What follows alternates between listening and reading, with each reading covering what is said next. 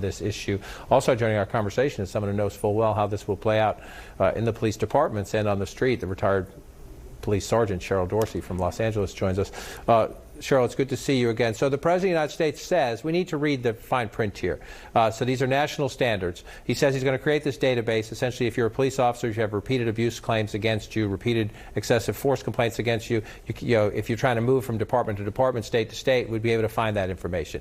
He says there's an emphasis on having co-responders, meaning social workers, other people who are trained to de-escalate, to respond to certain scenes with police officers. And he also said as part of his plan that this would do away with chokeholds. Again, we need to see the language there. This is a federal funding, essentially. If your department wants federal funding, we presume the language says you must do certain things. What is your take on the significance of this? There'll be a big debate on Capitol Hill. There's a debate in your city. There's a debate in your states.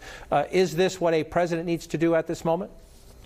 So here's the deal. More psychobabble from this president. It means nothing for ground pounders, for street troopers like me. Having spent 20 years in patrol, in uniform as an officer and a sergeant, I can tell you right now, police officers who work patrol are collectively sucking their teeth and rolling their eyes back in their head, because they're going to create a national database and they're going to put all these officers like Chauvin and the rest on it. And then what? Because unless and until they want to hold officers personally accountable, it changes nothing. You think there wasn't already a list over in Minneapolis with Chauvin on it? He had 18 personnel complaints. And now we know that the officer who murdered Mr. Brooks also had, I believe it was a dozen personnel complaints, none of which had been addressed, none of which had deterred that bad behavior. So when he talks about banning a chokehold, and we saw Daniel Pantaleo choke and murder Eric Garner only to be told by the police commissioner that wasn't a chokehold, that was an upper body seatbelt restraint. So how does this hold officers accountable and stop them